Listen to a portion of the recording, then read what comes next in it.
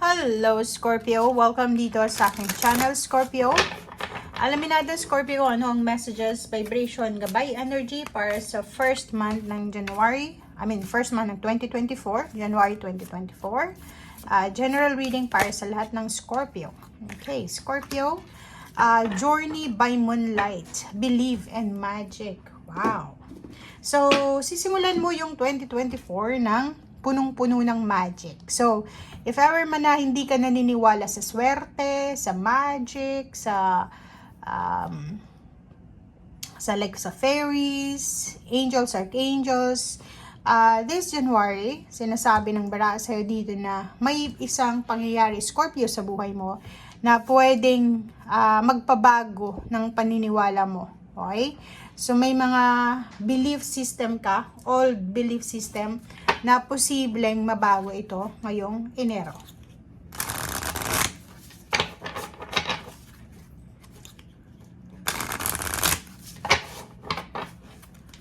Okay.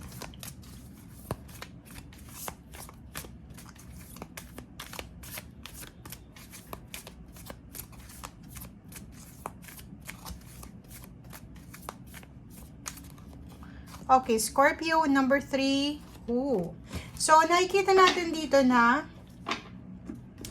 ang dami-dami mong, kumbaga, mga dark thoughts, negative thoughts.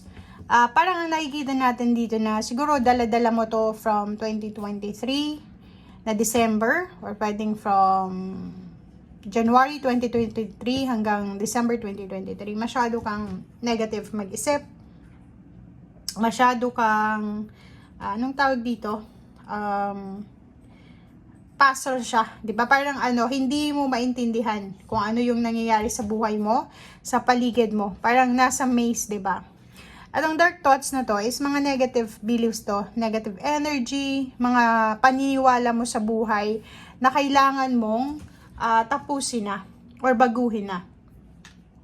So, this January, sinasabi ng barahan na isa sa mga negatibong iniisip mo, negatibong paniniwala, lumang paniniwala, Scorpio, ang posibleng magkakaroon ng pagbabago. It's a magic, diba? Parang sinasabi sa'yo ng barahan na bibigyan ka ng pagkakataon ng universe na mabago yung paniniwala mo. Okay? So, ano ba yon? Ikaw lang yung nakakaalam nun kung ano yung mga paniniwala mo sa buhay na posibleng magbago this January. Okay, number 6, balance. Wow. So, etong barahang to, nakikita natin, kung makikita mo to clouds, ang dami-dami mong pinagdaanan na mga issues sa buhay, backstabbing, from 2023, ang dami-daming issues, ang daming problema. And ngayon, parang kung makikita mo to, kailangan mo daw mag-focus ngayong January sa solusyon. Or parang sinasabi ng barahan na recovery. Recovery from stagnation, recovery from backstabbing, from mga negative sa buhay mo na nangyari sa 2023 or 2022 or 21 or 20 kung hindi naging maayos yung buhay mo. So dito, sinasabi na kailangan ng balanse. Kailangan mong balansehin ang iyong isip at ang iyong puso. Dapat yung puso mo daw ay pareho ng iniisip mo.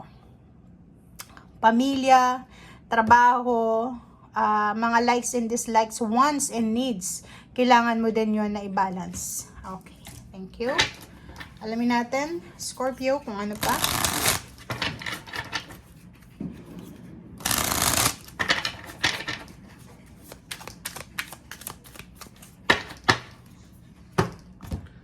Okay, Scorpio. Okay. Wow. May nakikita ko sa'yo dito na posibleng panghihinayang. Parang ang iba sa inyo dyan gustong bumalik sa nakaraan. Oh, 'di ba? So, ang nakikita ko sa'yo dito, may posibleng pangarap ka. It's either pag-aaral, Scorpio, comment down below. It's either pag-aaral to, trabaho, relationship, romance, family events, mga goals mo sa buhay, hobbies, or ano pa man na sinadya mong ihang. or pwedeng unexpected na unsya may siya, hindi siya natuloy. Ang pinanghihinayangan mo ngayong January. But, sinasabi ng barahan na kahit nanghihinayang ka, willing kang magsimula. So, may sisimulan kayo. May ibabalik kayo. Pwedeng babalik kayo sa dati nyong relationship, babalik kayo sa dati nyong lugar, babalik kayo sa dati nyong trabaho sa partnership, or ibabalik nyo yung pagda-diet nyo, yung healthy lifestyle, or kung ano pa man. So, comment down below if yan yung gusto mong ibalik sa buhay mo. Ang number 5 na to, siguro may nawala sa'yo. Like 2023, nawalan ka siguro ng trabaho or pwedeng relationship or maraming nawala sa buhay mo. Ang sisikapin mo siya na balikan, sisikapin mong ibalik, i-renew sa buhay mo. Unang-una yung trust sa sarili, yung tiwala sa sarili, Scorpio. And next is yung lakas loob kasi parang dumaan ka sa situation na hindi maganda sa 2023 na yun yung nagdala sa'yo ng na-discourage ka. So ngayon, kailangan mong ibalik yung encouragement sa sarili mo. Marami kang gustong ibalik. Relationship, trabaho, negosyo, kung may negosyo ka, mga tao sa buhay mo, gusto mong bumalik sa lugar kung saan ka galing, like sa probinsya nyo, sa Pilipinas kung OFW ka, pag-aaral, friendship, partnership, gusto mo yung ibalik, and health. Yun ang nakikita natin.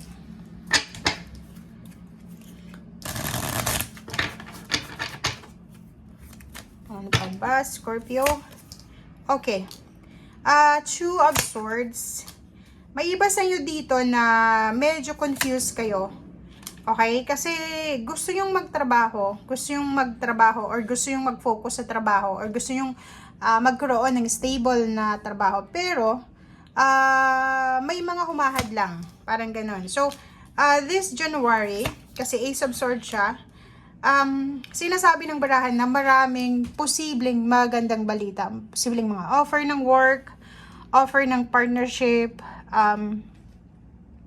offer ng friendship, or offer ng pwedeng pagkakitaan financial, ang i-offer sa'yo ng universe or ng mga tao sa paligid mo. Kaso lang, kung makikita mo tong Two of Swords, sinasabi na parang medyo makukonfuse ka. Kasi ma-overwhelm ka eh.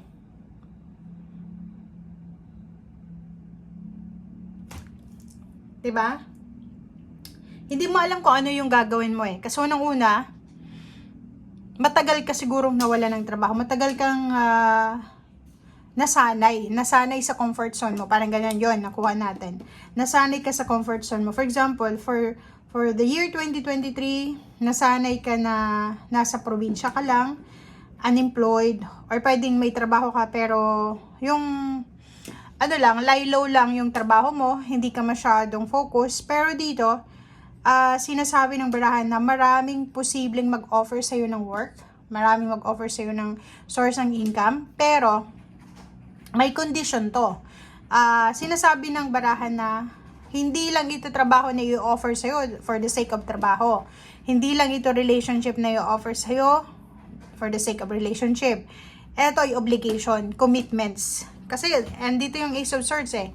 Ibig sabihin, ano man itong i-offer sa'yo ng universe ay posibleng kailangan mo dito ng 101% na commitment. Committed ka dapat.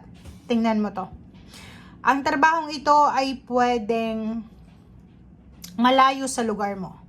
Ang trabahong ito is kailangan mong i-sacrifice yung mga important na needs mo, wants, or kung ano pa man. So, talagang may iba sa inyo dito na pwedeng mahirapan kayong magdesisyon, pero pag hindi nyo nag-grab ang opportunities na to, pwede kayong magsisi. Kaya nandito yung Five of Cups eh. Kasi itong work or business or relationship na to na i-offer sa'yo is once in a lifetime lang. Diba? Believe in magic. Isang magic lang yan siya. Diba? Parang out of the blue, biglang may mag-offer sa'yo. Out of the blue, biglang may nanligaw sa'yo. Out of the blue, biglang may pumunta sa bahay mo na nirarush ka na kailangan mong tulungan siya or kailangan mong basta, parang ganun. So, Death card, sinasabi ng baraha, awakening, transformation, change, alchemy. So, this January, kailangan mong baguhin, di ba? Kailangan mong magdesisyon kung gusto mong mabago yung takbo ng buhay mo. If ever man, nasanay ka na sa comfort zone mo, if ever man na gusto mong umunlad ang buhay mo, pero may mga, parang pumipigil, like relationship, may anak ka, may magulang ka, or may mga tao sa paligid mo na pinipigil yung success mo or yung decision mo, nako, kailangan mo mag-isip ng maayos, okay? Kasi, yun ang sabi ko sa kanina, believe in magic. Journey by moonlight, once in a lifetime, chance ito na pwedeng ibigay sa'yo ng universe. Thank you guys. Bye!